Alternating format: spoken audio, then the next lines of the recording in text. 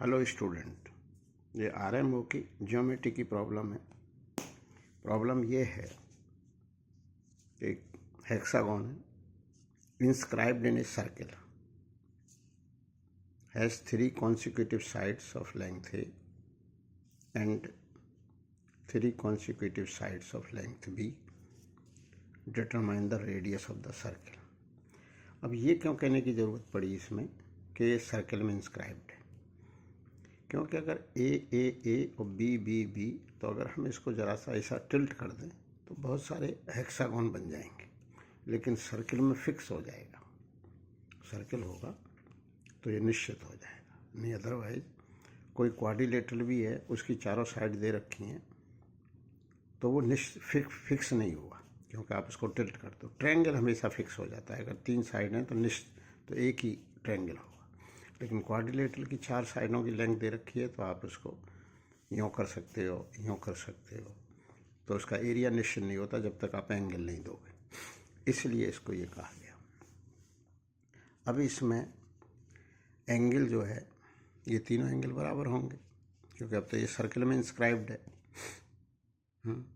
तो 3 alpha plus 3 beta बराबर 360 alpha plus beta is equal to 120 alpha by 2 plus beta by 2 is equal to 60। तो alpha by 2 और beta by 2 क्यों लेना पड़ा?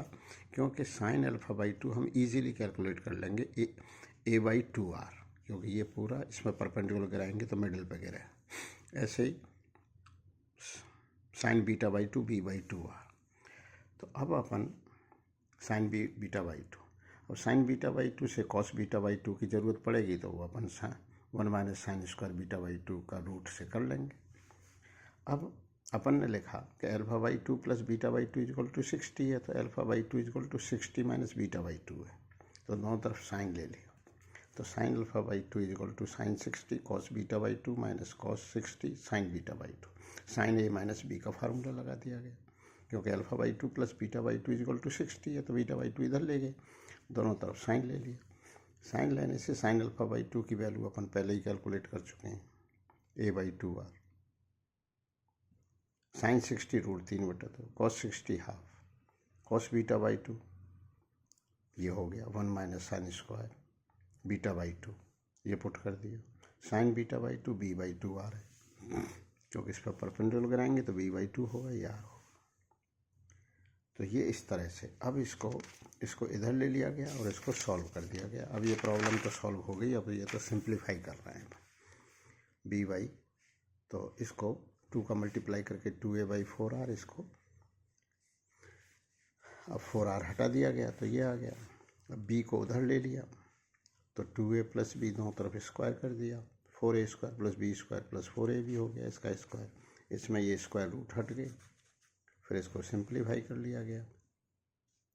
फिर 3b स्क्वायर को उधर ले गए तो 4a square plus 4b square plus 4ab बराबर 12r स्क्वायर, फिर 4 कॉमन लेके हटा दिया गया, फिर 3 से डिवाइड कर दिया गया, आर की वैल्यू ये आ गई। आप इसको चेक भी कर सकते हो, अगर ए और बी बराबर होते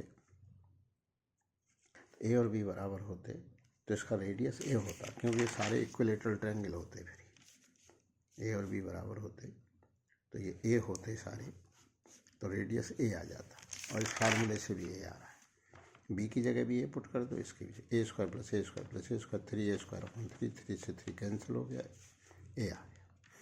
तो ये काफ़ी अच्छी प्रॉब्लम थी आरएमओ की।